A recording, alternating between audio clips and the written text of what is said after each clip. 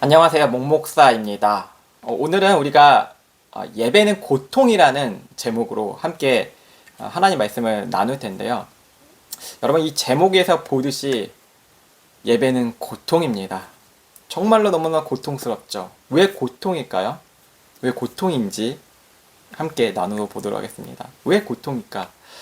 여러분, 어떤 생각 드시나요? 예배가 고통이라는 이 제목을 들으실 때 어떤 마음이 드셨나요? 그럼 그렇지, 예배는 고통이지. 내가 여기까지 오는 게 얼마나 힘들었는데 내 삶에 있는 그 양식으로 하나님께 드린다는 게 너무나 고통이야. 11조가 너무 아깝고 감사헌금이 너무 아깝고 여러 성헌금이 너무 아까워. 이런 생각을 하신 분도 계시고, 아니면 내가 여기까지 오는 것 자체가 너무 고통일 수도 있고 내 마음에 고통으로 가득 차 있는 그런 상태에서 나올 수도 있습니다. 여러모로 사람은 고통 가운데 살아가고 있기 때문에 예배로 나와올 때 그게 고통이 될 수밖에 없는 것이, 여전히 우리는 고통에 있고 여전히 힘든 상태이기 때문입니다. 바로 맞습니다. 예배 시작은 고통 속에서 시작됩니다. 너무나 절묘한 제목을 진 것 같아요. 너무나 맞는 제목. 고통스럽죠, 너무나. 인생이 고통 아닐까요? 하와가 동산에서 쫓겨났잖아요. 아무런 도움이 없이 아들을 낳았어요. 산파가 없었잖아요. 산부인과가 있었을까요, 그 당시에? 의료기술도 없었어요. 친정어머니도 없었어요. 아주 옛날에는 아이를 낳는 것은 죽음과 맞바꾸는 일이었어요. 지금의 현실과 조금 다르죠. 지금도 아이를 낳는 것이 좀 위험하죠. 힘들고. 하지만 그 옛 날로 돌아가 보면 정말로 어마어마하게 고통밖에 없습니다. 심지어 중세시대 때도 가까운 이제 목회자나 그런 성직자들이 와서 대기할 정도였죠. 사람이 금방 세상을 떠나니까, 아이를 낳다가. 또 아이도 쉽게 세상을 떠나는 경우가 너무나 많았어요. 바로 그 인생 자체가 고통이라는 것을 보여주고 있지 않습니까? 그러나 그 고통 가운데 오로지 자기가 다 감당해야 되잖아요. 이 고통 가운데 하와가 이렇게 고백해요. 여호와의 하나님 도우심으로 내가 아들을 얻었다. 여기 포인트가 뭐죠? 도우심이라는 거예요. 누가 나를 도와줬을까? 하나님밖에 없었다는 거예요. 고통 중에서 하나님의 도우심을 믿고 있었다는 것이죠. 내가 힘들고 어려울 때, 정말 절망에 빠지는 이 순간에 누구도 의지할 수 없는데, 그래, 그래도 하나님이 나를 도와주고 계시지. 그 결과적인 신앙 고백을 하였다는 것입니다. 출산은 곧 죽음을 통과하는 사건입니다. 이거 쉽지 않은 일이죠. 그러나 그 죽음을 뚫고 생명이 태어났습니다. 첫 번째 아들 가인이었죠. 두 번째 아들은 아벨이었고요. 하와는 그 고통 속에서 하나님의 은혜를 붙들었고, 그 고백은 예배의 시작이 되었습니다. 이 예배가 나오잖아요.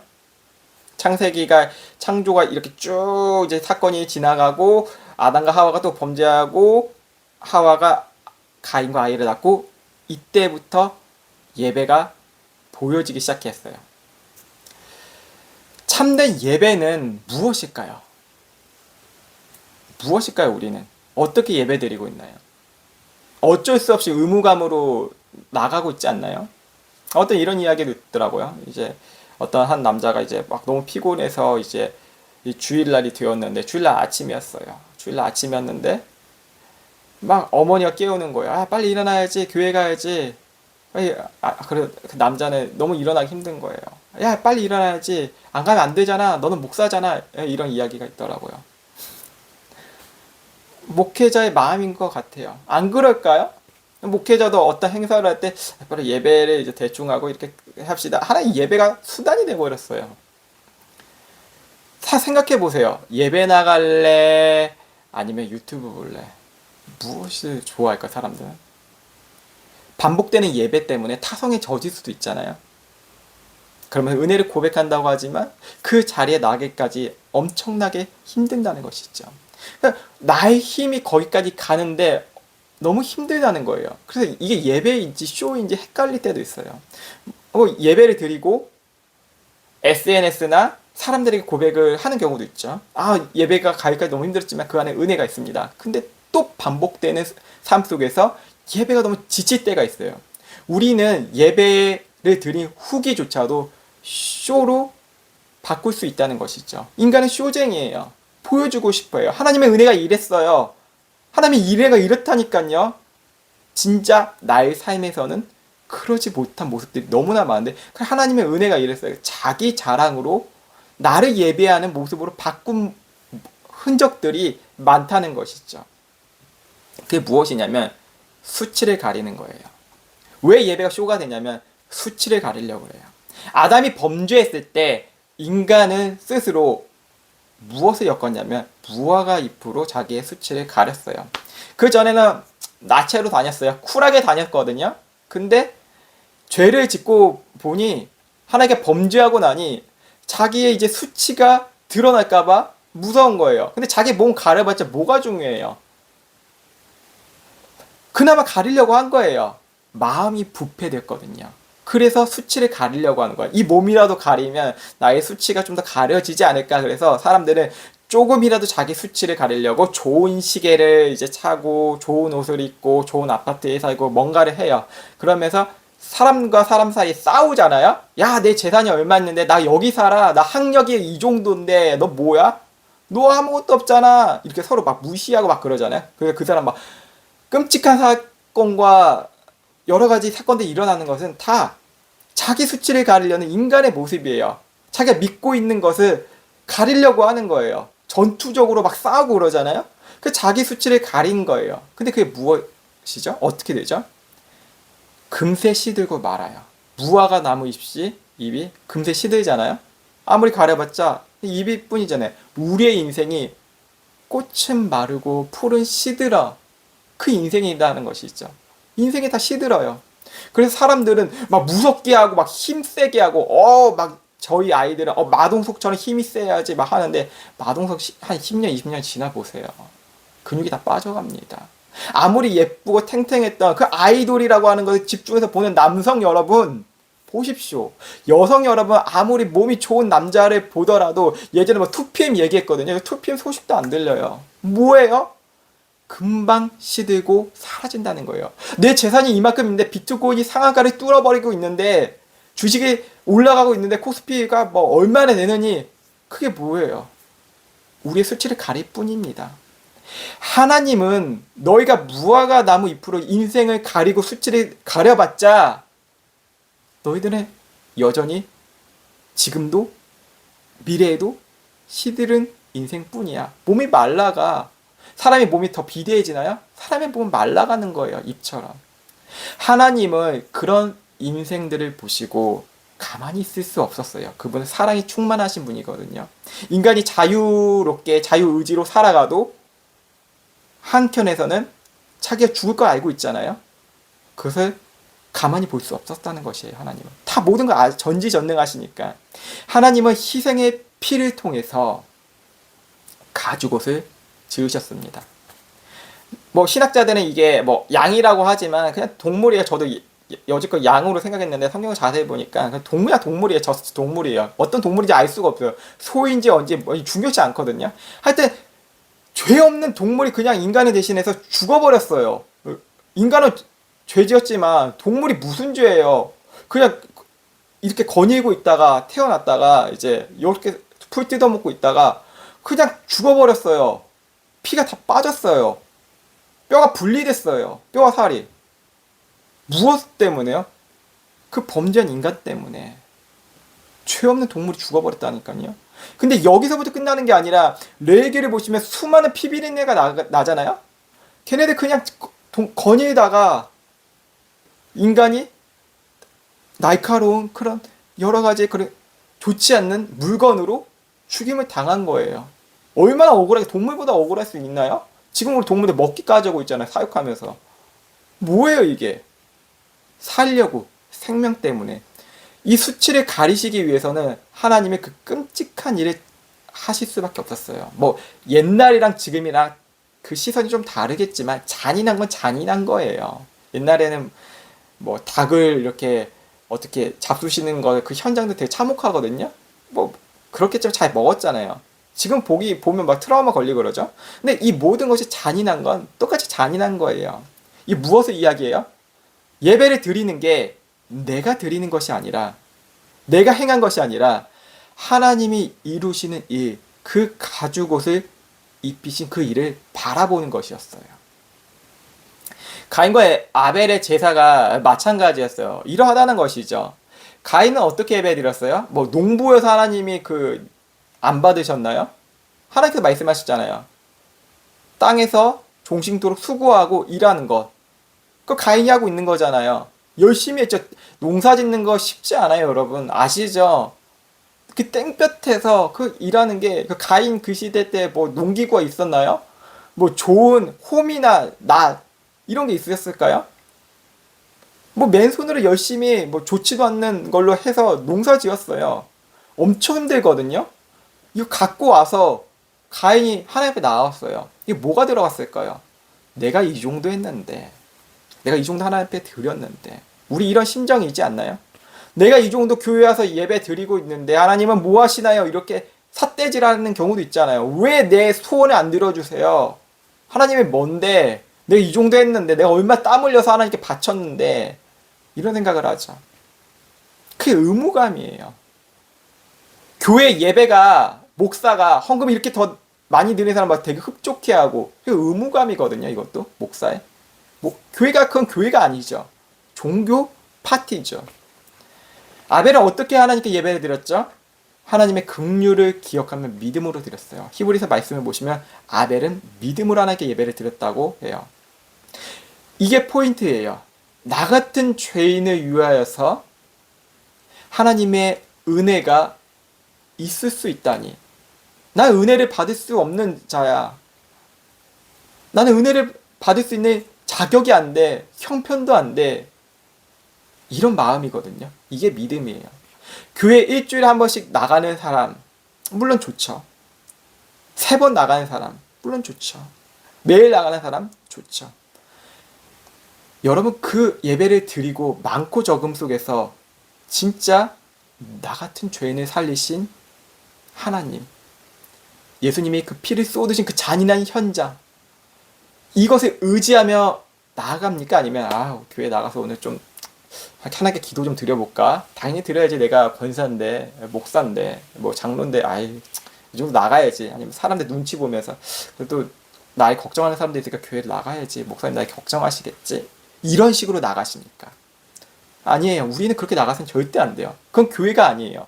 진짜 나가는 모습은 나 같은 죄인을 살리신 하나님의 은혜가 너무 크기 때문에, 한없이 크기 때문에 세상의 모든 물과 피를 다 쏟아내도 하나님의 은혜를 비교할 수 없기 때문에 예배를 드리는 거예요. 왜? 하나님이 하신 일, 그 잔인한 그 현장을 행하시기까지 얼마나 그 인간 자체가 소중하기 때문에 우리는 절대 그럴 수 없잖아요. 당연히 저 사람을 위해서 당연히 끝나야지 한데, 하나님의 은혜가 있어요. 긍휼이 있어요. 가인이 하나님 무서워요. 저 이제 사람들이 나를 해칠 거예요. 죄지에서. 근데 가인을 죽이려고 하는 자는 벌이 7배나 받을 것이래요. 가인에게 표를 주셨어요. 해치지 못하게. 뭐예요 이게? 가인 못된 놈이잖아요. 아들 아벨을 죽였는데, 아벨의 이름도 좀 슬퍼요. 아벨이 뭐냐면 헛되다 바람 이런 거예요. 이름도 되게 슬프지 않나요? 그게 아벨의 이름이에요. 그 전도서에 헤베 그러잖아요. 그게 아벨이거든요. 헛되다. 그 아벨의 이름이에요. 얼마나 슬퍼요? 근데 가인은 그 동생을 이렇게, 이름도 안타까운 그 아벨의 이름을 이렇게 했어요. 근데 이 가인을 통해서 무슨 일이 있나요? 하나님이 참으세요. 가인을 해치지 못하게 막아주세요. 그게 하나님의 은혜예요. 자, 예배를 드릴 때 어떠한 은혜가 있을까요? 내가 잘나서 우리 가정이 한 5대째 예배를 드리는, 하나님을 믿는 가정이, 그래서 하나님을 축복하신 게 절대 아니라는 것이죠. 하나님은 예수 그리스도의 그 완전함 때문에 우리를 보시는 것이지, 우리가 모태신앙이든 뭐든 상관없어요. 처음 된 자가 나중되고 나중된 자가 처음 되고 막 그런 세상이에요. 그게 말씀이고. 자, 그렇다면 우리는 두 가지를 생각해야 됩니다. 가인의 길이 있고 아벨의 길이 있다는 것입니다. 교회를 나갔다고 우리는 안심을 하는데 그렇지 않습니다. 가인도 예배 드리는 자에, 그리고 하나님을 알고 있었던 한 하나님을 아는 공동체의 자녀였다는 것이죠. 뭐 쉽게 얘기할게요. 모태신앙이었고 기독교 가정이었어요. 하나님을 알았어요. 근데 그는 무엇이 문제였죠? 하나님과의 관계가 끊어졌다는 게 문제였어요. 그래서 그의 예배는 결국 무엇을 위한 것이죠? 자기의 이름을 쌓는 일이 되고 말았어요. 자기의 헌신. 나이 드신 이제 제가 어떤 목사님을 아는데, 그 목사님은 여전히 자기가 뭐 했다 그것을 이제 설교를 많이 얘기하시더라고요. 하긴 뭐래요 다. 그거 뭐하러 얘기해요. 자기가 좀 약간 다른 목사님들한테 어디 같이 여행 가다가 약간 사람 핀잔에 당했대요. 그거 억울해서 사람들에게 얘기해요 또. 그럼 뭐야, 그게 예배 시간에 그게 왜 나와요? 우리 아무것도 아닌 존재거든요. 근데 자기 이름을 설교 시간까지 쌓으려고 해요. 나 이런 존재였어요. 나 이런 사람이에요. 나 거기서도 예배드리고 무릎 꿇고 예배드리고 홀로 기도하고 성경 쓰고 그랬어요. 이게 뭐가 자랑이에요? 왜 자랑할까 이렇게? 그게 바로 하나님과의 관계가 끊어졌기 때문이에요. 관계가 불분명하고 애매하니까 내가 드러나요. 하나님과 애매한 사람들은, 그 관계가 애매한 사람들은 자기 자랑을 그렇게 해요. 나 이 정도 돼요 하나님. 그러니까 예배가 고통이야. 어떤 의미로는 내가 드리는 게 하나님께 예배 드리는 게 아니라 나를 드리는 거예요. 나를 어떻게 드려요? 죄인이? 죄를 어떻게 하나님께 드려요? 그럴 수 없잖아요. 근데 내 자신이 중심이니까 나밖에 몰라요. 내가 이름이 드러나요. 예배를 드려도 내가 많이 드렸고 사람들에게 주목을 받아야 되고, 무엇을 하든지 내가 주목받는 게 그게 하나님과의 관계가 끊어진 교회 생활, 신앙 생활이라는 것입니다. 반면 어땠어요? 아벨은 허무했어요. 이름이 허무하잖아요. 짧아요. 되게 없어요. 그런데 무엇이 중요해요? 믿음으로 드린 예배가 하나님께 상달되었다는 거예요. 단 하루를 예배를 드려도 하나님께 믿음으로 드려야 됩니다. 단 하루를 살아도 십자가에 못 박힌 그 강도처럼, 하나님 나를 기억해 주세요. 당신의 나라에 가는 그날에 나를 기억해 주세요. 단 한 번으로 드리는 그 믿음, 나를 긍휼히 여겨주세요. 긍휼이 없는 그 이 예배, 쇼만 남고 크리스마스 행사만 남고 추수감사절 행사만 남고 돈놀이하는 이 세상 속에서 무엇이 중심이 되어야 되죠? 하나님 나를 긍휼히 여겨주세요. 하나님 난 죄인입니다. 그때 하나님께 예배가 상달돼야 돼요. 아벨의 피가 하나님께 호소했잖아요. 너무 슬픈 일이죠. 자녀를 잃은 그 부모의 그 스토리를 보면 너무나 슬퍼요. 가슴이 찢어져요. 특히 더 아이가 있는 분이시면 더 가슴이 찢어지는 거예요. 하나님께 호소한 그 아벨의 피, 그 피가 있지만 그 피가 열방을 구원할 수는 없었어요. 그러나 곧 예수 그리스도의 피는 우리에게 용서와 생명을 주셨다는 것이에요. 이게 복음이라는 것입니다. 예배는 우리가 고통 속에서 드려지는 거예요. 예배는 오락이 아니에요. 쇼가 아닙니다. 예배는 내 삶의 고통과 죽음에 직면하는 일이거든요. 우리는 여지껏 살아왔으니까 내일도 살겠지라는 생각을 하는데, 진짜 장례식을 가보세요. 어떻게 이럴 수가 있지? 라고 얘기해요. 근데 우리 또 까먹어요. 난 또 살 수 있겠지. 죽음 앞에 설 때 후회하는 게 그 인간이거든요. 근데 예배가 바로 그런 거예요. 예배는 내가 죽어가는 것을 직면하는 거예요. 내 삶의 고통을 직면하는 게 예배예요. 그 자리에서 하나님 나 너무 슬퍼요, 여기에서 끝나는 것은 종교 놀이일 뿐입니다. 근데 그 자리에서 무엇이 필요하죠? 예수 그리스도의 십자가를 붙드는 것입니다. 나는 할 수 없어요. 예수님, 당신께서 죽으신 그 십자가, 그 십자가에서 죽으신 피와 그 눈물, 그것을 붙드는 거예요. 거기서 끝날까요? 부활의 소망을 붙드는 것이죠. 그래서 예배는 내가 원하는 것을 이루는 시간이 아니에요. 몇 시간이네. 이 목사님 오늘 말씀을 많이 하시네. 할 게 많은데 목사님 되게 기네. 목사님도 자제해야죠. 길게 하면 안 되고 준비한 것을 하셔야죠. 그 성도분들도, 듣는 이들도 거기에 시기에 집중하지 마시고 하나님께 집중하셔야 되죠. 하나님이 이루신 일, 곧 그리스도의 희생을 경험하는 시간이 예배 시간이라는 것입니다. 안고 없는 찐빵이라 그러잖아요. 팥 없는 빵 맛있나요? 맛이 없잖아요. 달달함이 있어야 되잖아요. 진짜 우리가 예배 드리는 중심에 누가 계셔야 돼요? 예수 그리스도.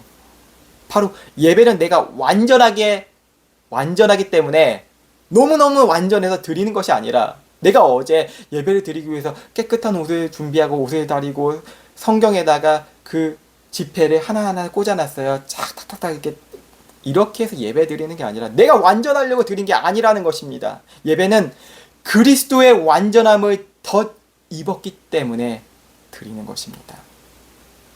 여러분이 어떠한 수준과 지식과 형편이 있든지 예수 그리스도의 완전함을 입지 못하면 예배 드리는 게 아니라 그냥 고통의 시간이에요. 종교적 고통의 고행의 시간.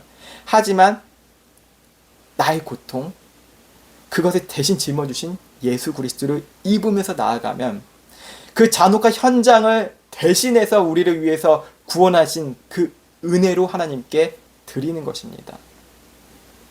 결론입니다. 여러분, 예배는 고통이에요. 왜냐하면 예배는 나의 죽음을 인정하는 자리이기 때문입니다. 그러나 동시에 죽음으로 끝나지 않아요. 동시에 예배는 은혜입니다.